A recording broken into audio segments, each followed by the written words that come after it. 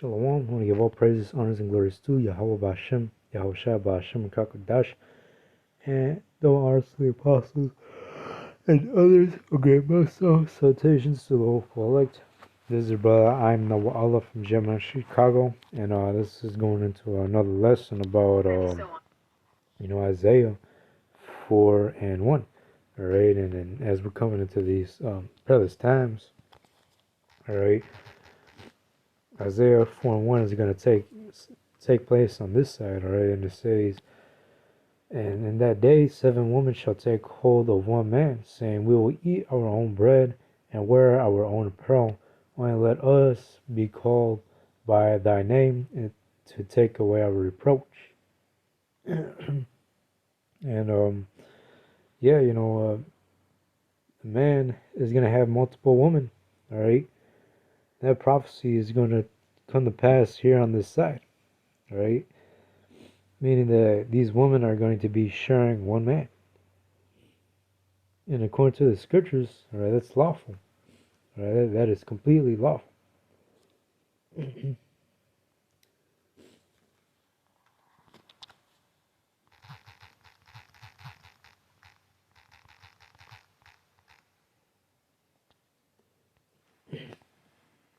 Because even in the kingdom, all right, a little one shall become 1,000. Says Isaiah 16:22, a little one shall become 1,000. And how is that going to happen? All right, it's going to be through the way of a man. All right, all these women are going to get with one man. Right? One man can have as much wives as he wants. And a small one, a strong nation. The Lord, will hasten it in his time.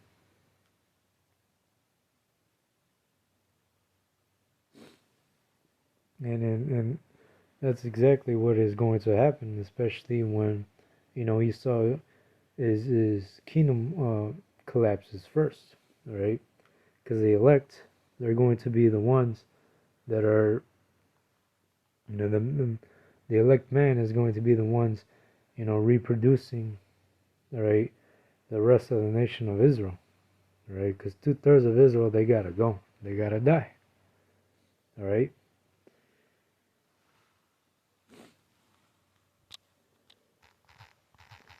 And the only way for a woman, all right, to be delivered, all right, the only way for a woman to be saved is, through childbearing, right, through the elect man. Says First Timothy chapter 2, I'm gonna start verse 11, but it says,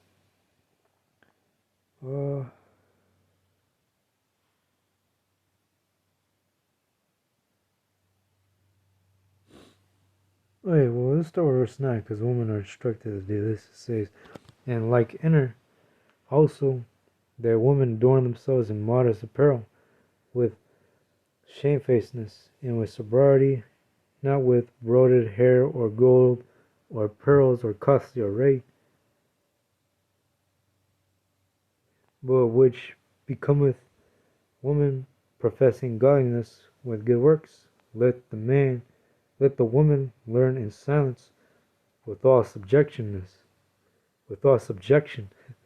That's right. Women are they are the weaker vessel, all right.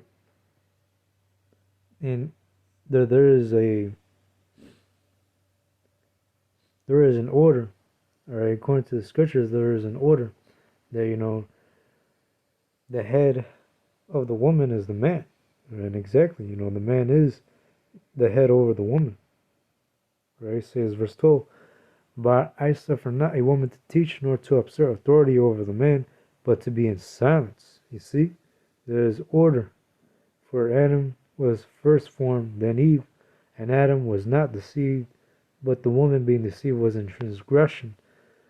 Notwithstanding, she shall be saved in childbearing if they continue in faith, charity, holiness, and with sobriety. That's right. The only way how a woman is going to be delivered is through the elect man. All right. It says she shall be saved in childbearing. That's right. These the only way that that these that some of these women are going to make it is that they're gonna have to share one man. All right, they're gonna have to share the elect man. Yeah, but it's through childbearing, right?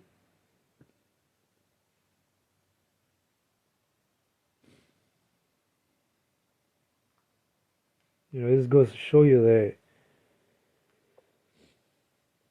that these women, they can't save themselves, all right? These women are gonna have no choice but to get with an elect man at the end of the day, in the times that we're coming into, in order to be saved, all right? Because the Lord is only dealing with men. Right? The Lord is only dealing with the elect men, all right?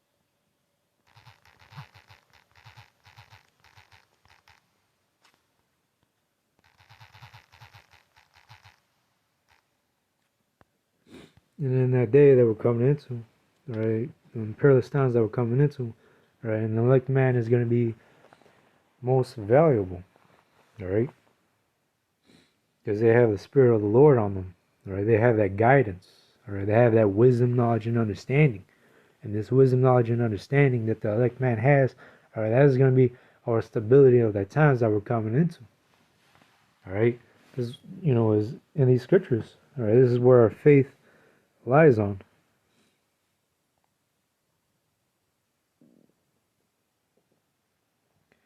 But it says, I will make a man more precious than fine gold, even a man than the golden wedge of Ophir. Therefore will I shake the heavens, and the earth shall remove out of her place, in the wrath of the Lord a host, and in the day of his fierce anger. And it shall be as a chase row, and as a sheep that no man taketh up, they shall every man turn to his own people, and flee every one into his own land. And every one that is found shall be thrust through, and every one that is joined unto them shall fall by the sword.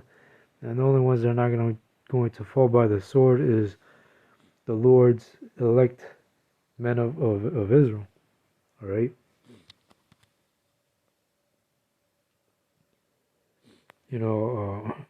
That's how precious a man is going to be, right? Make a man more precious than fine gold.